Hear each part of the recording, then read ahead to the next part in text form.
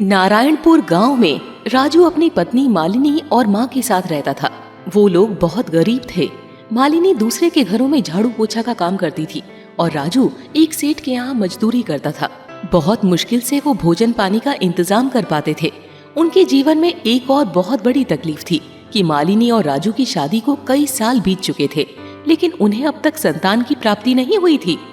मालिनी रोती हुई राजू से कहती है, न जाने भगवान हमें संतान का सुख कब देंगे। उन्हें हमारे ऊपर तनिक भी दया नहीं आती। मालिनी, तुम रोना बंद करो। इस तरह दुखी होने से क्या होगा? आज नहीं तो कल भगवान हमारी जरूर सुनेंगे, तुम देखना। तभी उधर से राजू की माँ आती है। बेटे, मैं तो कहती हूँ कि तुम दूसरी शादी कर लो, नहीं तो उम्र बीत जाएगी और तुम्हें बच्चे का सुख प्राप्त नहीं होगा। मालिनी को अगर बच्चा होना होता तो अब तक हो नहीं जाता।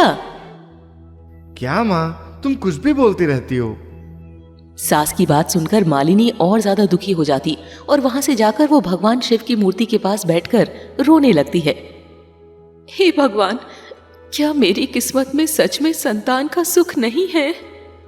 तभी राजू उसके पास आकर बोलता है, मालिनी, तुम्हें भगवान पर भरोसा रखना चाहिए। ऐसा करते हैं, कल से सावन शुरू हो रहा है। इस महीने जो कोई भी सच्ची श्रद्धा से भगवान शिव का व्रत और पूजन करता है, कहते हैं भगवान शिव उसकी सारी मनोकामना पूरी करते हैं। मालिनी ने कहा, फिर तो हम ये व्रत जरूर करेंगे। इस बात से मालिनी खुश हो जाती है क्योंकि उसे उम्मीद की एक नई किरण दिखाई दे रही थी। दूसरे दिन दोनों कैसे भी करके व्रत का सामान लाते हैं और शिव मंदिर जाकर भगवान शिव की पूजा करके व्रत रखते हैं। ओम नमः शिवाय, ओम नमः शिवाय। शाम को उसी प्रसाद से वो अपना व्रत खोलते हैं। अब हर रोज वो दोनों सुबह को मंदिर जाने लगे। फिर जब सोमवार आया तो दोनों ने व्रत रखा। जब वो मंदिर से लौट रहे थे तो रास्ते में उन्हें एक वृद्ध व्यक्ति मिला। वृद्ध व्यक्ति ने कहा, बेटे, बहुत भूख लगी है, तुम्हारे पास कुछ खाने को हो तो मुझे दे दो। उनके पास और तो कुछ नहीं रहता है, इसीलिए वो प्रसाद ही उसे दे देते हैं।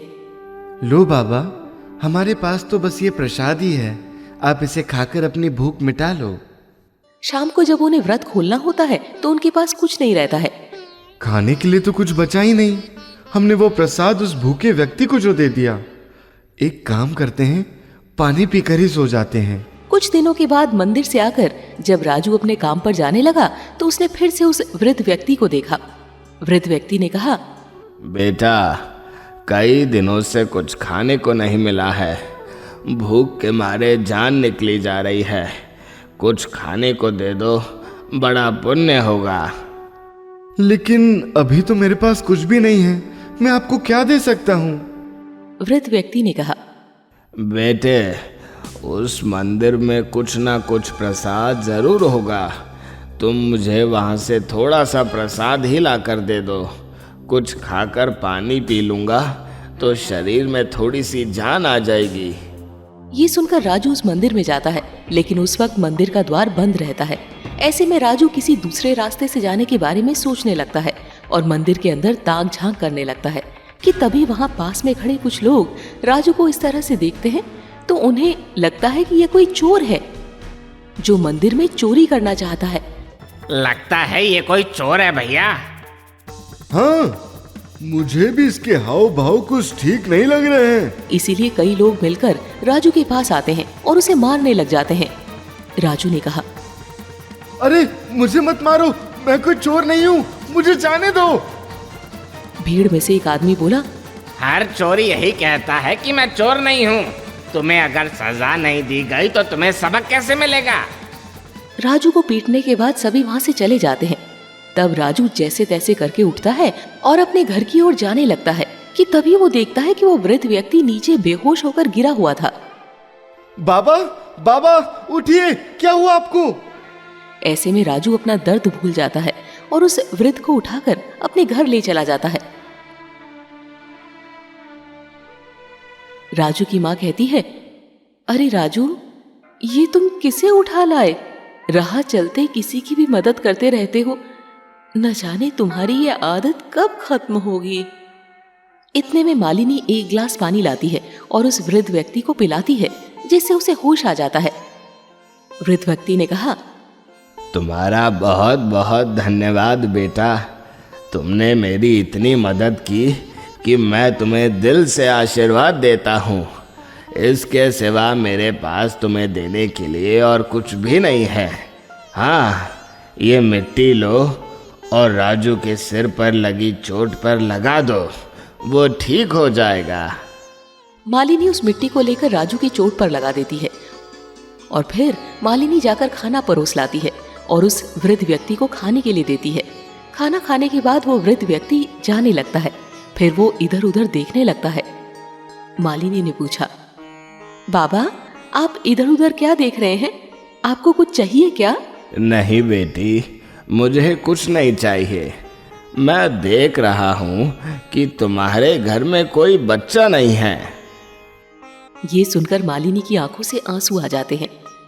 नहीं बाबा, हमारी जिंदगी में इसी चीज की बहुत कमी है। न जाने भगवान हमारी ओर कब देखेंगे।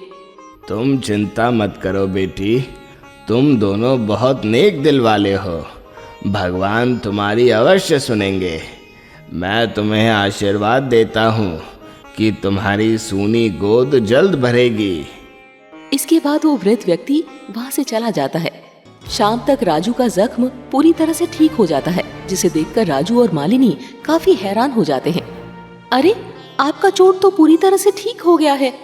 उन्होंने जो मिट्टी दिया था उसी से आपका घाव इतना जल्दी ठीक हो गया। ये तो आश्चर्य वाली बात है। हाँ मालिनी, ये तो सच में चमत्कार है। उसी रात को जब मालिनी नींद में सोई रहती है तो भगवान शिव उसके सपने में आते हैं। मालिनी, मैं तुम्हारे पूजा भाव से बहुत खुश हूँ। मैं तुम्हें वरदान के रूप में एक संतान दे रहा हूँ। कि तभी उसकी नींद खुल जाती है। उसी वक्त वो राजू को उठाकर अपने सपने के बारे में बताती है तो राजू बहुत खुश हो जाता है। देखना मालिनी, भगवान शिव हमें संतान जरूर देंगे। तुम्हारा ये सपना जरूर सच होगा।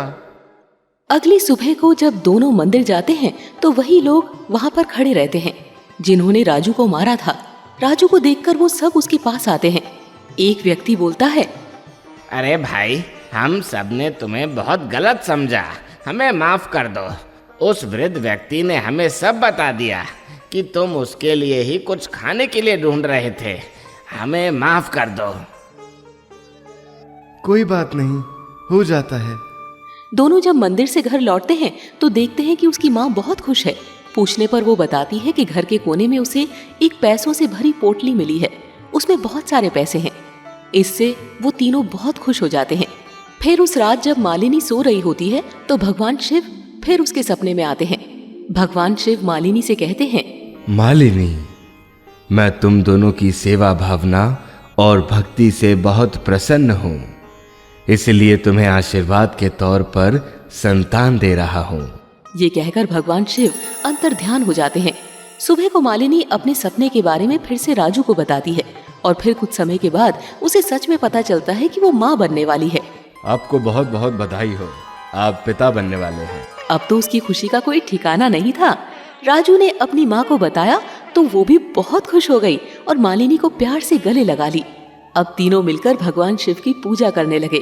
कुछ समय बाद उस पैसे से राजू ने अपना व्यापार शुरू कर दिया और मालिनी को एक बेटा हुआ।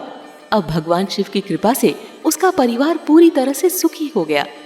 दोस्तों, इस कहानी से हमें ये सीख मिलती है कि हमें भगवान पर हमेशा विश्वास रखना चाहिए और अच्छे कर्म करना चाहिए, क्योंकि अच्छे कर्म का फल मीठा ही होता है।